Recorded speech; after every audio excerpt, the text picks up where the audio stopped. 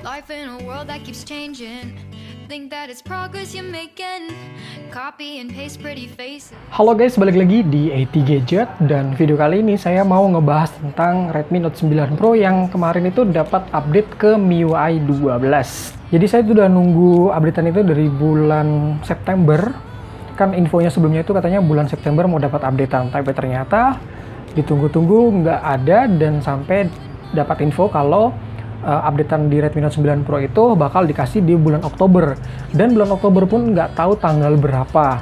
Awalnya sih mikir pasti bulan Oktober pun pasti akhir-akhir bulan ya, karena kan sekalipun akhir tetap aja bulan Oktober kan gitu.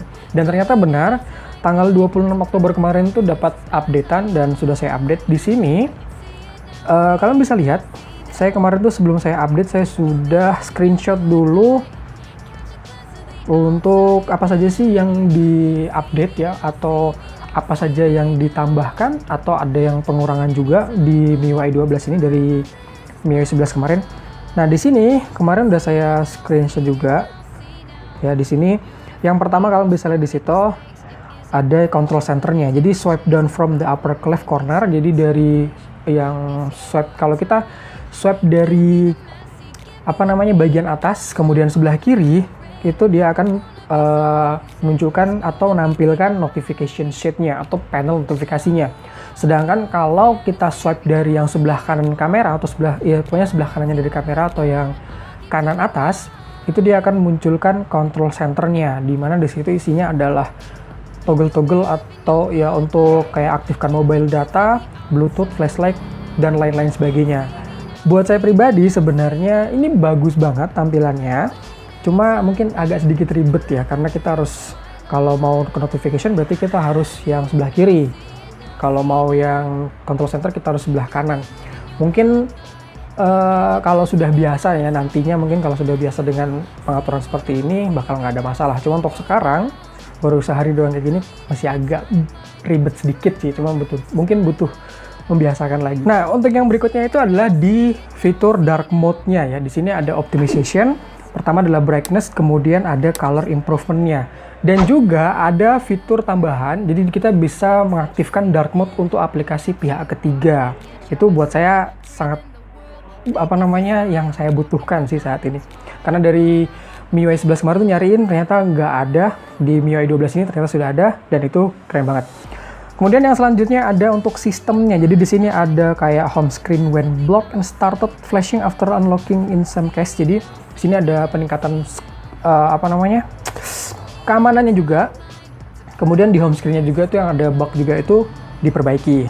Nah, untuk selanjutnya update-nya adalah di UI atau user interface untuk aplikasi phone ya. Di sini ada peningkatan sebenarnya. Tapi sekalipun nggak beda jauh sih sebenarnya kalau menurut saya, jadi ya biasa aja. Dan selanjutnya ada di lock screen. Nah, untuk lock screen ini bukan penambahan kalau menurut saya, malah dikurangi. Yang dikurangi di sini adalah signature. Jadi kayak kita di MIUI 11 kemarin tuh ada fitur buat nampilkan nama, mungkin nama atau alamat email atau bahkan nomor handphone kita bisa taruh di situ. Sekarang sudah dihilangkan. Jadi di sini, nah ini kalian bisa lihat. Di sini kalau di lock screen itu ada lock screen signature-nya yang di MIUI 11 sudah saya screenshot. Kayak begini, jadi nanti di lock screen itu bakal munculkan, tapi sekarang sudah nggak ada, jadi dihilangkan.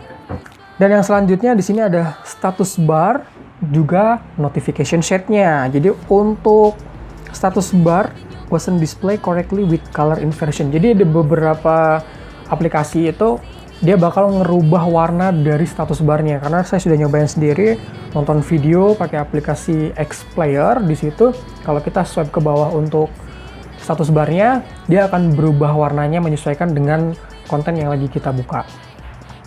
Terakhir untuk kameranya ada new mode for scanning dokumen. Jadi di kamera juga ini ada peningkatan, ada tambahan fitur yaitu untuk scanning dokumennya. Dan juga untuk user interface-nya itu dirubah ya, ada perubahan. Nah, untuk kameranya di situ kalian bisa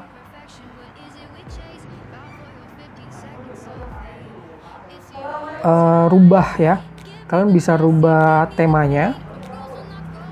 Kita masuk di setting dulu. Nah, di sini kalian bisa lihat ada customize. Nah, customize di sini ada fitur layoutnya. Untuk layoutnya ini, jadi kalian bisa munculkan di bagian depan itu fitur-fitur apa yang mau muncul di paling utama dan fitur-fitur apa yang tersembunyi. Terus ada juga kamera modenya. Nah, ini untuk munculkan fitur lengkapnya. Kalian mau yang more tab, jadi dia di samping, kita swipe ke samping, atau yang more di sini panel, jadi modelnya swipe ke atas. Terus untuk colornya juga ini bisa kita customize juga, mau warna apa untuk user interface-nya, kayak warna font-fontnya gitu ya. Itu bisa kalian atur. Dan yang terakhir ada sound. Nah, untuk sound ini kalian dikasih 4 pilihan, ada yang default, kemudian ada yang retro, modern, dan juga film. Jadi kalian bisa pilih sesuai yang menurut kalian tuh bagus atau yang kalian sukai. Nah, di sini kalau saya bikin yang panel ya, jadi kalau di tampilan paling utama cuma naik mode video, foto, portrait, dan 64 megapiksel. Kalau kita swipe dari bawah ke atas baru muncul untuk fitur-fitur yang lain.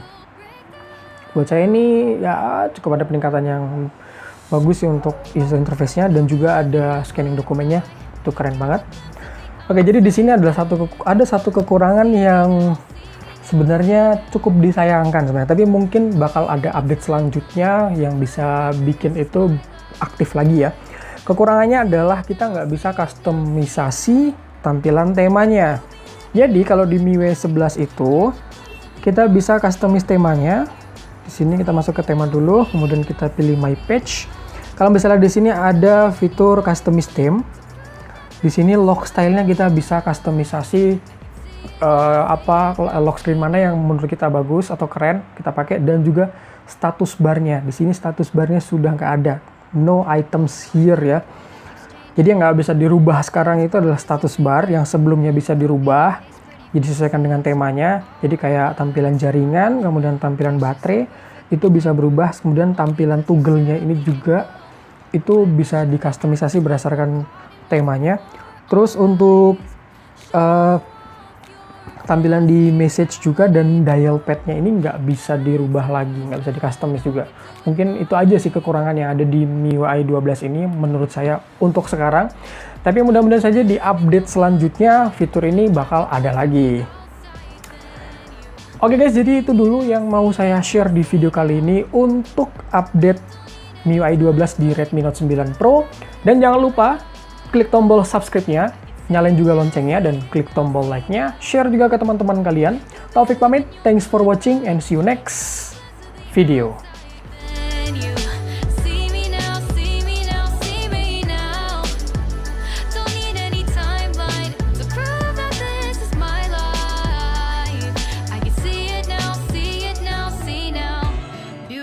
People still make mistakes. It isn't perfection. What is it we chase? Bow for your